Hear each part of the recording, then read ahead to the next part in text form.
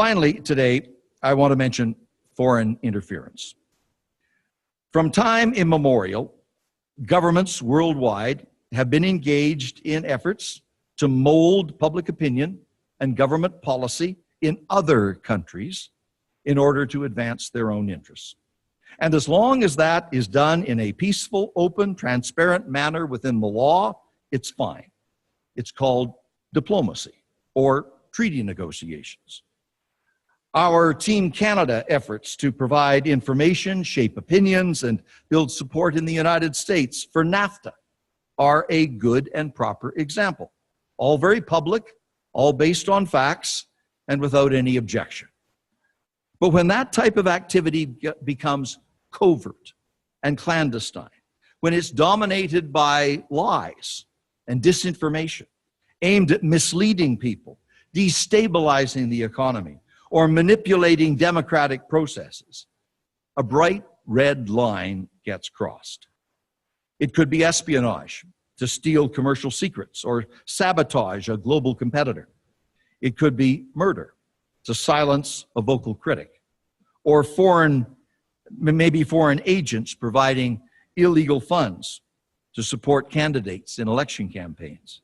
It could be coercing members of a diaspora or using social media to falsely slander a cabinet minister.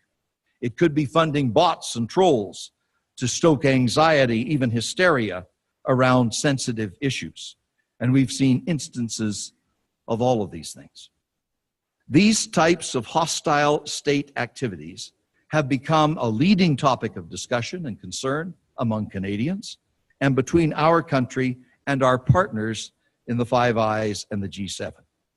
There is increasing determination to work in concert internationally to uncover illicit behaviors and confront rule-breaking countries. You will have seen some of that in the past with respect to Iran and North Korea and Russia, a country that has flouted the rule of law and acceptable norms time and again. As part of a coordinated response to the nerve agent attacks in the United Kingdom last spring, Canada expelled 4 members of Russia's diplomatic staff. Foreign Minister Freeland said at that time, and I quote, "The 4 have been identified as intelligence officers or individuals who have used their diplomatic status to undermine Canada's security or interfere in our democracy," end of quote. At last summer's G7 summit, which was hosted by Canada in Charlevoix, Quebec, a new G7 rapid response mechanism was announced to help tackle common threats. It will strengthen information sharing on foreign activities that undermine our democracies and identify opportunities for coordinated responses. A very recent example in December was the collective condemnation by several countries, including Canada, of hostile cyber activity that hacked and compromised a number of IT service providers around the world. Canada's Communications Security Establishment, CSE, and its counterparts in other democracies concluded that the intrusive activity was almost certainly attributable to the Ministry of State Security in China. And we all said so, collectively, publicly, together. Protecting our democratic institutions and countering hostile state activity are pressing priorities for the Government of Canada, and that includes safeguarding the integrity of this year's federal election. Domestically, Bill C-76 will help. It received royal assent in December. Among other things, this Election Modernization Act will prohibit Canadian third parties from partisan activities using foreign funds, whether during an election campaign or not. It also requires all organizations who sell advertising space to not knowingly accept election ads from foreign entities. Most importantly, Canadians themselves need to become more alert to what foreign intrusions look like and skeptical about fake news masquerading as legitimate information, especially on social media. Furthermore, when our professional security and intelligence agencies become aware of illicit foreign meddling in our democracy, Canadians need to be informed about that. They can make their own judgments about what to do about it, but they at least need to know it is happening. One of the key challenges that is yet to be resolved is this: who blows the whistle? In the heated partisanship of an election campaign, for example, what trusted authority, agency, or group has the credibility, respect, and nonpartisan credentials necessary to publicly identify and call out corrupt activity as originating in a foreign capital for the purpose of perverting the course of democracy in Canada? It's a challenging problem, but one that needs a credible answer as the campaigning gets underway later this year. Ladies and gentlemen, you've been very patient, and I want to thank you for your attention today. Let me close simply by repeating one brief point. In all of our security and intelligence services at all levels, and among all of our first responders and emergency personnel of all kinds, Canadians are indeed fortunate to have an amazing team of strong, talented, dedicated people. They are indeed world class. And every day, they give their best to keep us all safe and to safeguard the precious rights and freedoms that make Canada, Canada. I thank them for their service, and I look forward to your questions. Is there one thing that keeps you awake at night, or is it many things? But can you reduce it to one? It's all of the above. Ralph, you have to use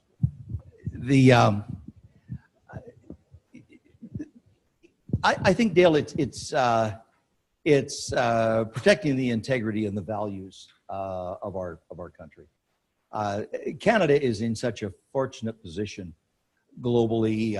The world is going through a period of some considerable tumult and turbulence, and certainly we're not immune from that. We're impacted in a number of very direct ways.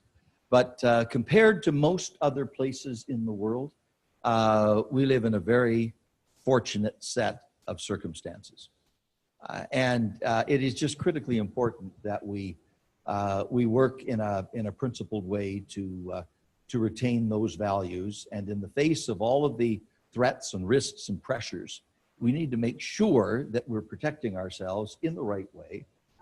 So yes, we are ensuring our safety and our security, but at the same time, we're also safeguarding our rights and freedoms in this free, open, inclusive, democratic country, which is one of the very few in the world that enjoy these kinds of benefits and values.